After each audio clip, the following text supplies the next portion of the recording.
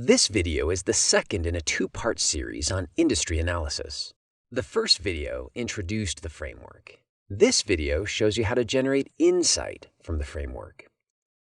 Once we understand the 6 competitive forces that shape industry profitability, we can then use the industry analysis framework to generate strategic insights.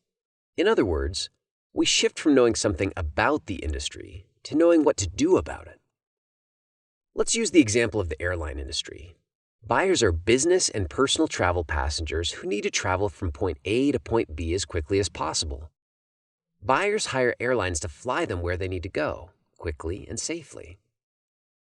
Rivalry among existing airlines is quite high and keeps profits low.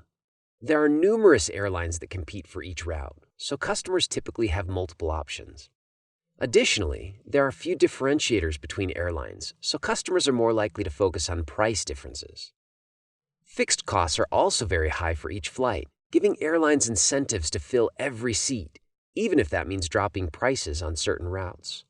Thus, rivalry keeps strong downward pressure on industry profits. There is also a reasonably high threat of new entrants into the airline industry. It is relatively easy for a new airline to get gate space at some airports, acquire planes and financing, and capture market share in their specific routes. The industry has seen many new airline entrants over the last few decades, including JetBlue, Frontier, and so forth.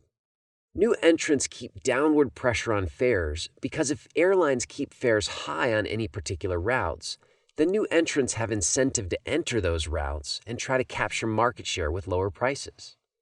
Thus, the threat of new entrants keeps downward pressure on industry profits. We generally expect buyers to have a great deal of power in this industry, keeping a strong downward pressure on industry profits. In general, there's not much brand loyalty in the industry, and there are few switching costs for customers between airlines. Additionally, customers tend to have many options for air travel, meaning that they can shop for the best price for the route they need. While any individual customer cannot negotiate for lower fares, customers collectively can vote with their dollars by going to the airline with the best fares. This keeps strong downward pressure on airfares and industry profits. We also generally expect suppliers to have a great deal of power. Suppliers include airplane manufacturers, engine manufacturers, airports, fuel suppliers, and employees, both pilots and flight attendants.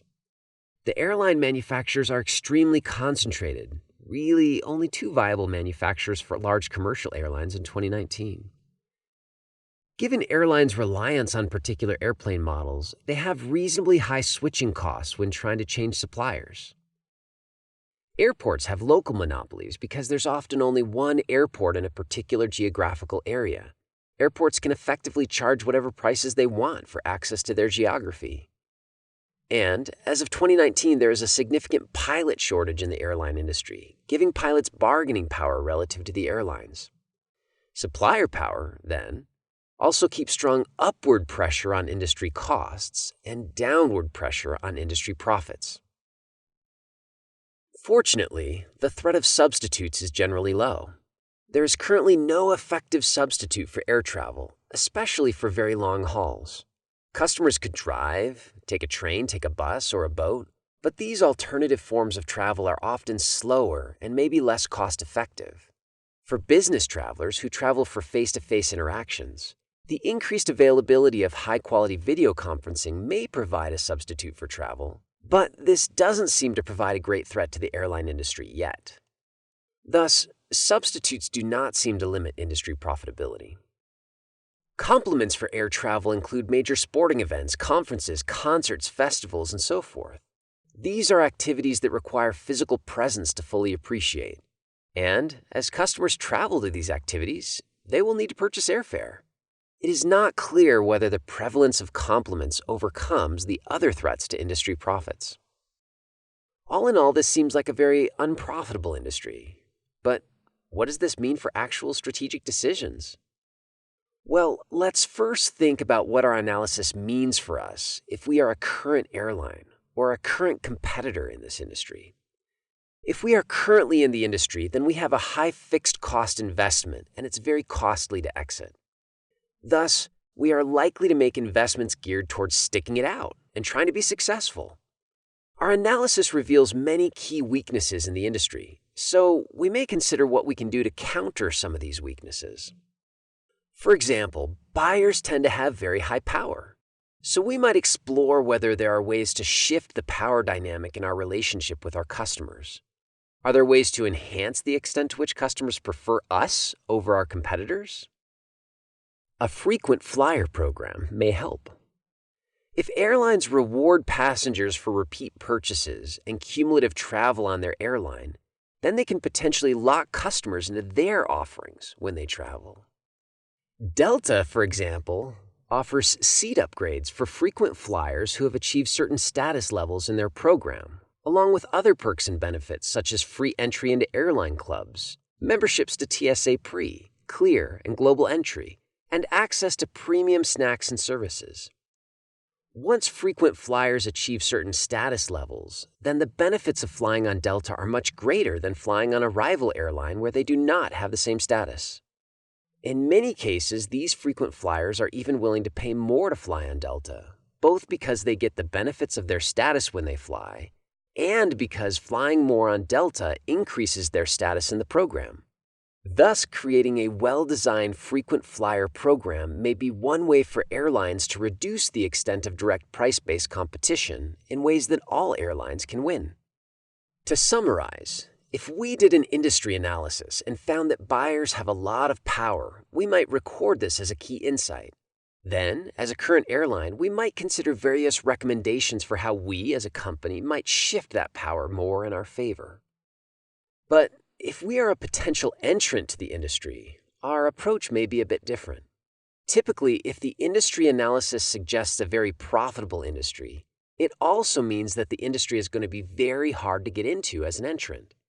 Thus, the best-looking industries on paper are also often the hardest industries to enter. If we want to enter really attractive industries, then we might look for back doors or secret passages. For example, are there any customers that are underserved by the current industry, or are there small subsets of customers whose needs seem to be distinct from the broader set of customers? Maybe we can enter and target these customers with a niche offering that helps us get an initial foothold in an otherwise difficult industry to enter. Alternatively, we may have some new technology that allows us to offer a superior product, or we may have some new business model that allows us to do a similar job for customers in a different way. The key point here is that an entrant may do an industry analysis to understand the barriers to entry in an attractive industry, and then systematically search for weaknesses in those barriers. In contrast, the least profitable industries are often much easier to enter, but a lot less attractive. Who wants to spend a lot of money to enter an unprofitable industry? This certainly seems to be the case in the airline industry. So, if we are thinking about entering this relatively unprofitable industry, we may use the industry analysis to reveal opportunities to enter without the same industry pressures. So, for example, we may examine airline routes that are underserved by existing airlines and that they are unlikely to want to occupy. This is precisely how Southwest Airlines initially entered the market. When every major airline was using a hub-and-spoke model, Southwest did point-to-point routes for small regional airports to give a small subset of passengers direct flights between these small locations. Thus, they entered a white space in the industry where they did not have any head-to-head competition. Or, we may identify a subset of customers that may be willing to pay a premium for some unique service. Airlines in 2018 started significantly reducing passenger abilities to bring pets with them on planes. But significant growth in the pet industry in the years preceding 2018 suggests that individuals are less and less price-sensitive on products and services for their pets. Maybe there is a small subset of customers who would be willing to pay premium prices for an airline that accommodates their pet travel. This is likely a space where traditional airlines do not want to compete, so a potential white space in the airline industry where a new entrant could enter with unique value that does not require a low-price offering. Entering in this way might bypass one of the key weaknesses of the existing industry. Hopefully this video helps you see some ways that you can use industry analysis to generate key insights that can drive strategic decisions, both for existing competitors in an industry as well as potential entrants to an industry. There are certainly many other ways that you may use industry analysis to generate insights.